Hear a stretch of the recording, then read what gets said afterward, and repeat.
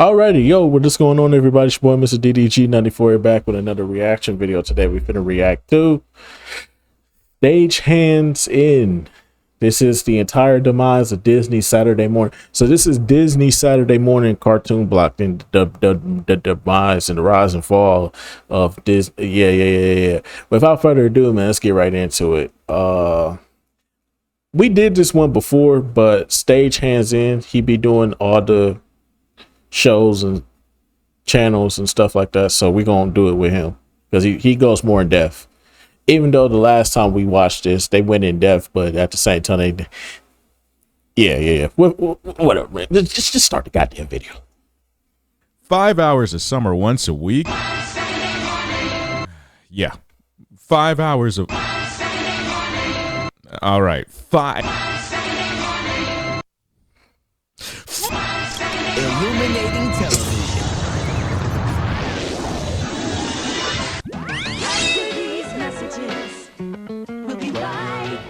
I'm gonna be honest with you, I wasn't watching the Disney Saturday morning block at all. I think the only time I watched it was for recess, and that was only if they was doing reruns on Fox Kids or WB Kids. If they was doing just reruns, I would definitely watch recess on Saturday morning cartoons. But for the most part, I never really went over there. The only time I would go over there is when the WB Kids and Fox Kids was off, because normally they would go off around, like, I want to say they go off around like 11, so like around 12 o'clock. That's when they start playing like the as seen on TV infomercials and stuff like that. And Disney will still be on. They'll be playing Woody the Woodpecker, and then they'll play like an hour of Winnie the Pooh. So I would still be, it's the only time I'll go over there is when it's pretty much done. It's pretty much done and they're just playing reruns of Woody the Woodpecker and Winnie the Pooh. So yeah. One Saturday morning can wait a bit because we gotta go back here. ABC would revolutionize children's Saturday mornings with the advent of the Saturday morning cartoon block. During this time, the shows were limited to only 2 that ABC produced, such as Acrobat Ranch, one of the first cartoons made for Saturday mornings, and Animal Clinic. During this time, it would introduce kids to waking up on Saturday mornings to watch television and be predisposed to broadcast commercialism. Cursed broadcast commercialism. Fast forward to the 70s would change Saturday morning cartoon programming by doing these shorts.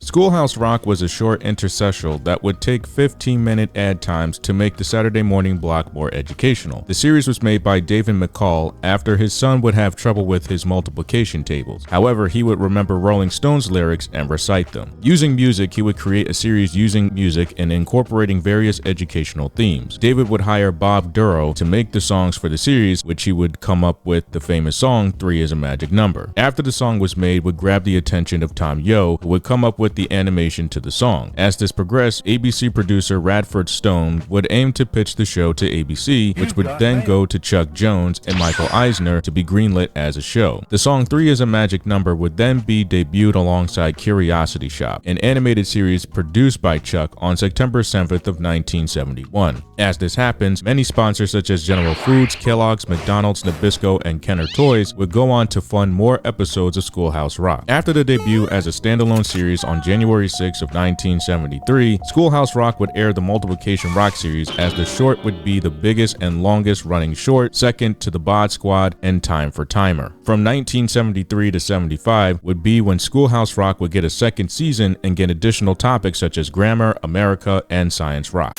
During the early 90s, Saturday mornings were a mixture of cartoons in a block called MCTV, or More Cool TV, which would debut the cartoon Hammerman. I mean, it would not last long, and to be fair to MC Hammer, who's really gonna touch this?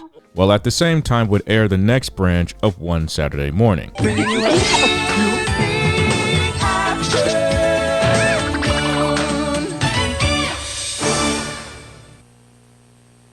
Now, I know what you're gonna say. This has nothing to do with OSM, and this would be in a different video. And to that I say, if there wasn't a Disney afternoon, there is an OSM or one too.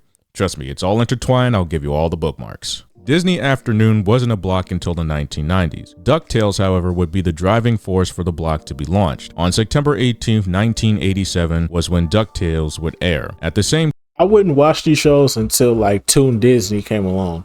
Once Toon Disney came along, that's when I started watching all these old shows from like the 90s and stuff. Like the Hercules TV show, the Timon and Pumbaa, Lion King spin-off episode show, DuckTales, what else? Darkwing Duck. Yeah, like I wouldn't start watching all these until they was on like till Toon Disney came on. Once Toon Disney came on, I started watching all these. But like when they was on ABC, I wasn't checking for these. Like I said, I was a Fox Kids, WB Kids kid. Like I was watching those channels. I wasn't going to Disney, bro. Sorry. time it would air on different channels, primarily on syndications in the mornings. This is where Disney comes in. During the early 90s, Disney was aiming to buy many independent stations from Los Angeles under Buena Vista Television and would take back broadcast rights of DuckTales along with Chip and Dale and be aired under certain LA indie local channels. Michael Eisner and Barry Diller would get extremely pissed as Disney was not only breaching the contract but taking control of other syndications and taking more ad revenue with broadcast rights, leading to the general formation of Fox Kids. Before you say anything, all right, I already know what you guys are going to ask me. This is when the Disney Afternoon would air on September 10th of 1990. Shows such as Tailspin, The Adventures of Gummy Bears, Chip and Dale Rescue Adventures, and Darkwing Duck were original and made for the Disney Afternoon. Disney's high-grossing movies such as Aladdin, The Little Mermaid, and The Lion King would also get spin-off shows for the block. Although shows like Gargoyles, Quack Pack, and Goof Troop would keep the block going, it would not be long before all these shows, I had to watch these on Toon Disney, bro. Toon Disney is how I got introduced to all these shows, bro. Especially Gargoyles. Gargoyles was crazy. Hey, Gargoyles is probably their best show. Out of all the shows that came on for this, for the Saturday morning cartoons, Gargoyles had to be the hardest, bro. Pause, no diddy. That one had to be the best one out of all of them, by far. 1996 will be the greatest decline for the Disney Afternoon, as Nickelodeon and Cartoon Network would take over 24-hour time slots and the Disney Afternoon would not be able to compete with ever-growing competition. Later on, an alliance would be made with Kellogg's, which we'll have to bookmark here because now we get to why you clicked on this video. Trees, calling Arbor Days, a nation spreads the word, a constellation about trees. Trees are terrific. I remember that. Remember that commercial?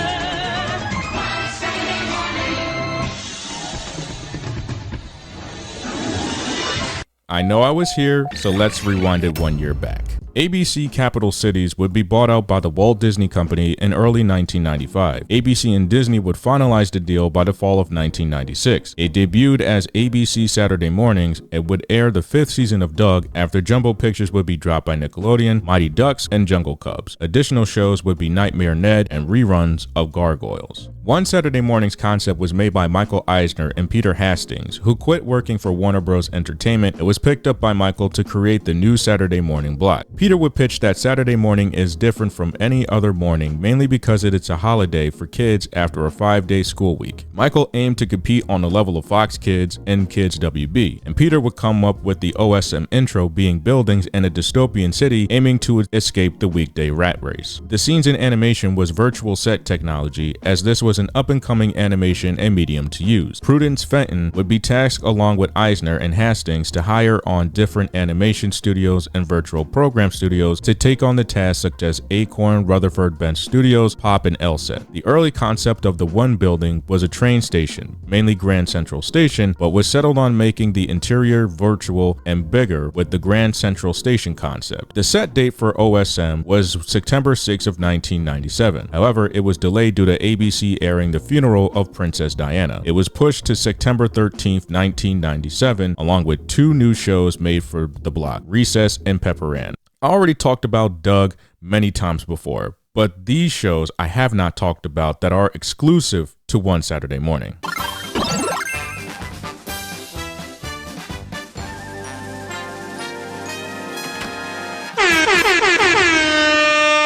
Recess was made for the OSN block, about a group of kids that look like something straight out of the Burger King Kids Club and their adventures in recess at 6th Street School. Created by Paul Germain and Joe Anasola Behair, trust me, it took me a while to get that name, would point out the social hierarchy of the playground while also pointing out elementary school lore and school politics. I wonder what that reminds me of. The music composer was then Dennis M. Hannigan, responsible for the compositions from Rugrats and Cat Dog, which is why it sounds so familiar. The show itself would last 4 seasons with crossovers and a movie.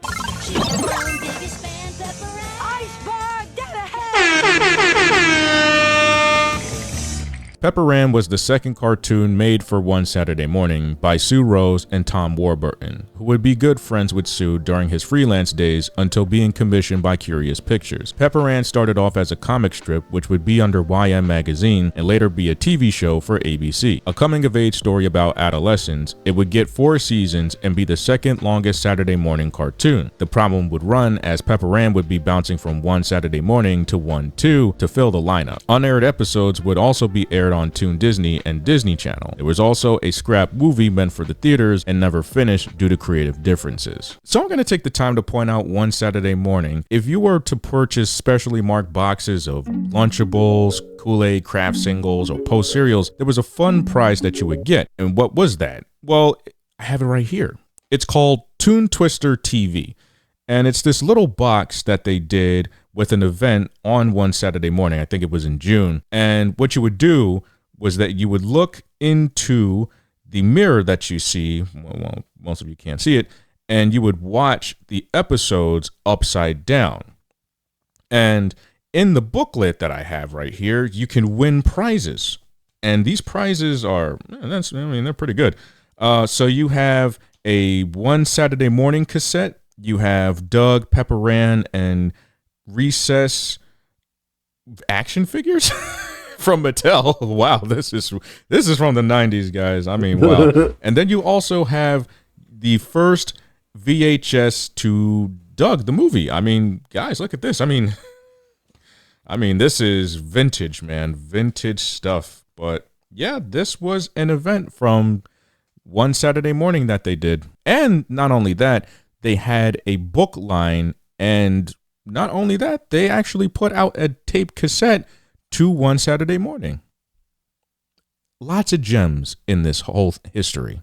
During its launch, OSN would give 3 original shows and 40-minute time slots, while the early morning would be dedicated to skits and interstitials, such as Squiggle Vision, better known as Science Court. Soup to Nuts is going to get its own video soon. Trust me, you want to stay for that one. Additional shows would come on such as 101 Dalmatians the series, The Adventures of Winnie the Pooh, Jungle Cubs, and Mickey Mouse Works, while Sabrina the Animated Series would air in 1999. Yes, sir. Live-action shorts were also a part of the block as well, starring Valerie Ray Miller, Paul Rugg, Jessica Purnell, and Brad Garrett as Jelly Roll the Elephant. During the 90s, the Bugs Bunny and Tweety show would air as shorts until AOL Time Warner would cease the contract in 2000. Keep your bookmark here, because I got more coming at you. Birthday parties are real good. Drugs are bad. I don't do drugs. Bro, all them drug PSA commercials they had over on fucking Disney, bro, was crazy. Man, you gotta be a fool messing with that stuff. If you know, you know. If you know, you know. Man, you gotta be a fool messing with that stuff. Drugs are bad. You shouldn't do them. Bruh, it was so many goddamn drug PSAs. I'm like, bruh, is it really crackheads out here on Saturday watching Saturday morning cartoons like that?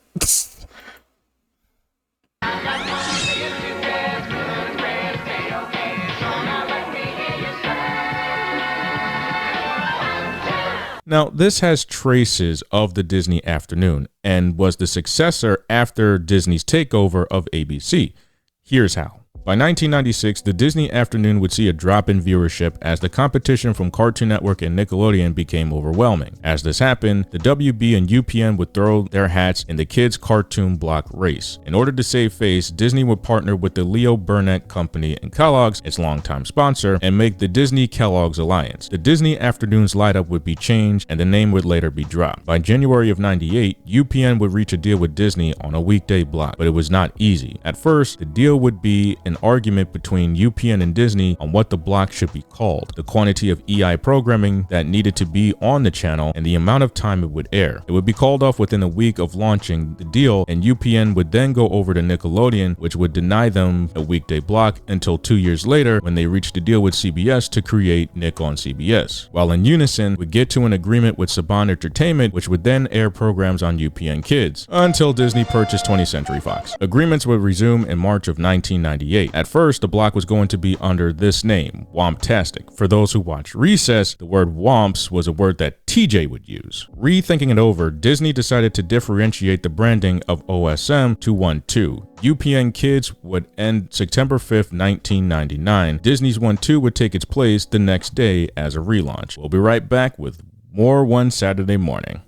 One Saturday Morning's rating skyrocketed as it was on par with Kids WB and demolished Fox Kids. Let's face it, for those Fox Kids fans, Saban shows were meh, except for Power Rangers, okay? I'll give Power Rangers that, because that's all Saban had going for him. Had it not been for Power Rangers, Fox Kids would have been long forgotten. Near its second to third season of airing, The Weekenders, Disney's brand new show, would dethrone Pokemon as the most watched Saturday morning cartoon. TV Guide would call this phenomenon got beat out by quote, this the show? show that murked Pokemon, while Variety reported that Pokemon lost 54 consecutive weeks of viewership, which is very interesting because the Johto Journeys was on at that time. In addition, Pokemon fans, y'all lost to a weak ass Disney show.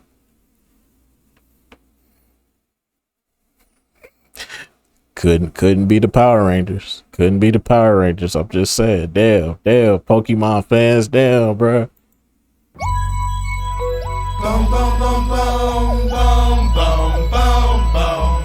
Damn, Pokemon fans, y'all going outside, ain't y'all?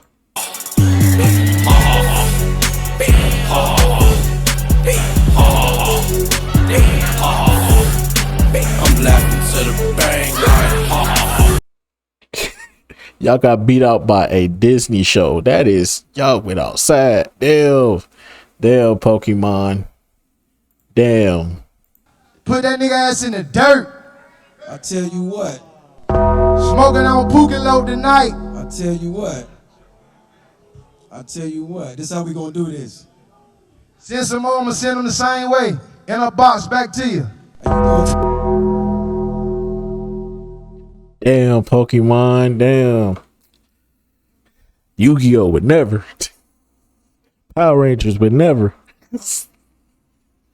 Batman, Spider-Man, X-Men would never. Damn, Pokemon. Damn, y'all swear up and down Pokemon the coldest cartoon that ever fucking exists. Y'all got beat out by a Disney show. You know how sad that is, bro? A Disney show, my nigga. I mean, I could understand if it was like Recess or fucking what was another good show that came on Saturday mornings? Goddamn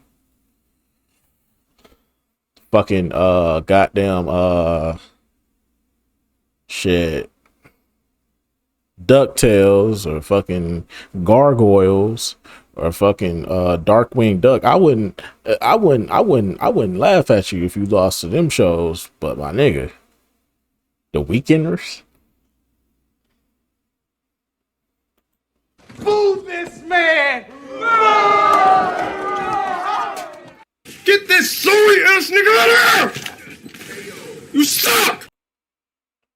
the 2000s would make everything turn for the worse. OSM would receive a rebrand, and instead of the fun virtual world with mind-challenging shorts and interstitials, it would be watered down to an intro and show promotion, while at the same time introduce Teacher's Pet, House of Mouse, Timo Supremo, and Lloyd in Space. Views would take a nosedive as even live-action shows from the Disney Channel were making its way onto the block, such as Lizzie McGuire and Even Stevens. This was to promote Zoog Disney, as 2 live-action shows were under the OSM powered by Zoog. Now we get into the bane of existence, ABC Kids. While OSM was losing viewership with the new layout, the Walt Disney Company was making more purchases. Disney would buy Fox Family worldwide and own the Fox Family channel, which would include a 50% interest in Saban Entertainment on July 23, 2001, making Fox Kids non-existent, until Fox would collaborate with 4Kids Entertainment to create Fox Box and 4Kids TV. Fast forward to September 14, 2002, ABC would change the name of One Saturday Morning to ABC Kids as a moment of conquest to the Fox Family channel. On August 31, 2003, Disney's One-2 was discontinued, albeit under a different name on Disney.com called Disney Animation Weekdays, leaving UPN with nothing to air for kids anymore. ABC Kids would also change the landscape from Grand Central Station, then kids playing in a park, to a sports stadium. Recess and The Adventures of Winnie the Pooh were the last OSM shows to be on ABC Kids until 2002. After the finales of these shows, ABC Kids would air mostly reruns from Toon Disney and the Disney Channel. Also, this was the same. Yep, this is where I started watching all them shows that was on Disney Saturday mornings. Toon Disney. Shout out to Toon Disney. Time where they just threw the illuminating television icon on shows that basically were not educational at all to save face for FCC regulations, which were still in effect and had no reason to be, as the early to mid 2000s was when Saturday morning cartoons were on their way out. NBA Inside Stuff was also a show on ABC, as the NBA would give over certain rights to ABC, while Yep, I used to watch that too, because it sometimes, like, I think like after the football season, like after the NFL season was over, like right after the fucking Saturday morning cartoons would go off, sometimes they go straight into a basketball game. That's what I loved about it, because inside NBA Inside Stuff would come on, and then it would jump straight to a basketball game right after that, bro. I used to love that shit. Good times, good times. Lilo and Stitch the series would have its first debut on ABC Kids on September 20th, 2003. As Saban Entertainment would not have Fox Kids to air any Saban adapted shows on anymore, Power Rangers was then launched on ABC Kids during the Wild Force and Ninja Storm seasons. Power Rangers Dino Thunder and Jungle Fury were also aired as reruns, while ABC Family and Jetix was where new episodes would air. ABC Kids would then drop Fillmore and Recess as the last original cartoons on the block. ABC Kids would then have Hannah Montana and the Replacements as the last Disney Channel shows, as ABC Kids would have fulfilled the FCC guidelines on EI shows. After a while, the aesthetic changed from a sports arena to a rock concert. The next few years would seem to bring the block to an end. Considering ABC Kids would be nothing more than reruns of Disney Channel shows, the block would then be considered obsolete, and ABC Bruh, they would play the same episode every fucking week, bruh. They would play the same episode every week. I swear to God, they would play the same That's So Raven episode every week. Last week, you saw the That's So Raven episode where she went out to the country to meet her family. Guess what you was going to see next week? The same fucking episode. You want to see the episode of fucking Hannah Montana? Hannah Montana and her friends doing, I forgot what episode it was, but it was one episode. They kept playing it nonstop. You want to see the Proud Family? You want to see the episode where Penny tried out for the football team? Remember that episode? Yeah, guess what? We gonna play that episode next week. Bro, they kept doing that, bro. The only shows that they wouldn't play continuously was The Replacements, Emperor's New Groove TV show spinoff, and Lilo and Stitch. Those all would get like new episodes. They all would get like different episodes each week, but it was Hannah Montana, Raven, and Proud Family. Those three shows alone kept getting the same episode every week. I was like, this got to be some of the laziest shit ever, bro. And I just stopped watching cartoons. This is when I immediately just stopped watching kids cartoons, Saturday morning cartoons altogether, bro. Because they had, I think 4Kids was going out. 4Kids was going out because they was going to merge that with CW. So it's going to become CW 4Kids. And then they took away all the good shows. Sonic was gone, Ninja Turtles was gone, Yu-Gi-Oh was gone. They started playing reruns of fucking Dragon Ball Z, which was good, but they edited it down to the point where like you could like there was barely any fighting scenes in it. Like, bro, it's like, what the fuck? Like, what the fuck you have Dragon Ball Z on here for and you not gonna show the fighting scenes? The fuck? That shit was trash. So then my Saturday morning cartoon era was coming to an end at this point. I every time I woke up on Saturdays, I just cut the PlayStation 3 on, just get it popping on the PlayStation 3. Be out in them GTA St. Rose streets tearing it up. Cause I'd be damned if I sit up here and watch the same episode of That's So Raven every fucking week. Fuck out of here. ABC would then cease ABC Kids on August 27th of 2011. As a result, ABC would then be giving back program rights to independent stations for 3 hours in replacement of the dead block. Having to follow Eli guidelines, ABC would then partner with Lydian Entertainment and would rest with Lydian's Weekend Adventure, which would continue to air currently. One Saturday Morning was never going to survive the future. At the rate of Disney purchases, along with ABC and Disney themselves making their channels more familiar for different audiences, on top of all that, the same sad story for Saturday morning cartoons, reruns, low viewership, extracurricular activities, and the advent of video games would put all Saturday morning blocks in the grave. In ABC's case, many shows had a 2-season run except for Recess and Pepper Ann. As Disney Channel was becoming widely available with cable being more affordable to family households, Jetix, Toon Disney, and ABC Family would make ABC Kids obsolete. OSM was an event. You had to have been there to experience the fun, education, and shows this block had. However, it remains in our hearts as 90s kids. Epilogue. So I'm gonna get these framed, but if you can see right here, you actually have the Toon Twister TV, which was in a Nickelodeon magazine. So if you can look at that right here, and it's got the original Lunchables father-son duo. And this is, again, you know, this is from 1999, guys. 1999. Damn. What a time to be alive. I think I was like 4 or 5 at that time. And I then was like you 5. also have this right here. And you can either do it here, or you could do it here.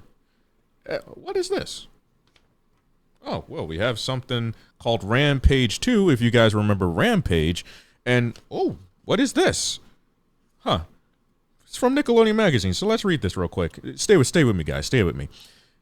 The 2000s is coming, and the world is counting down to the new millennium. Ever wonder what the next 1,000 years would be like? Nickelodeon wants to hear what you think, so sharpen up your turbo-powered laser pencil and tell us in words or pictures how will kids in the future travel, eat, read, play, sleep, shower, learn, do the hokey pokey. How will things look? Your money, your shoes, your telephone, your clothes, your hair, Damn. your TV, Damn. your room, Damn. your dreams. Yeah, that was too hard. That hit too hard. Uh-oh, I think he's telling us that Fox Kids is up next. Uh-oh, Fox Kids is up next. How many times have we done Fox Kids on the channel? Like 5, 6, 7 times at this point. We could do it. We could do it for a 9 or a 10. We go a 9 or a 10 on this one. Nah, yeah. We go for 9 or 10. I'm waiting on it. But anyway, so that just go about do it for this one, man. Oh man, damn. Like I said, I didn't watch Saturday morning, Disney Saturday mornings. And when I finally did start watching it, it was mainly because WB Kids and mainly because Fox Kids was pretty much like they had rebanded to 4 Kids, and they didn't really have a lot of shows to go off of. Now, I'm not gonna lie, when they started getting like the animes, when they started getting like when they got like One Piece and Yu-Gi-Oh, when they got One Piece, Yu-Gi-Oh, fucking damn, I'm trying to think what else. They had another show, another anime that I was fucking with heavy. I forgot the name of it though. It's another, I don't know, I had to check it. But yeah, when they started getting all them animes in, and then they had goddamn Sonic X and Ninja Turtles. Yo, I was a 4 Kids Saturday morning kid. Then I shoot over to WB to see what they had popping, and then I shoot over to Disney to try to catch Power Rangers. Yeah, I only went to Disney to check on Power Rangers, but sometimes they had like Proud Family on, and I see Proud Family, and I was just like, nah, I gotta watch it. And that was back before they start. That was back when they actually showed different shows, different episodes each week, before they started just repeating the same fucking episode every week. Like, bruh, it got ridiculous, bruh. It wasn't even worth it. But anyway, so I'm just gonna about do it for this one, man. Let me know what y'all experience was with Disney Saturday morning comment section blog. Get back to you till then. Bye.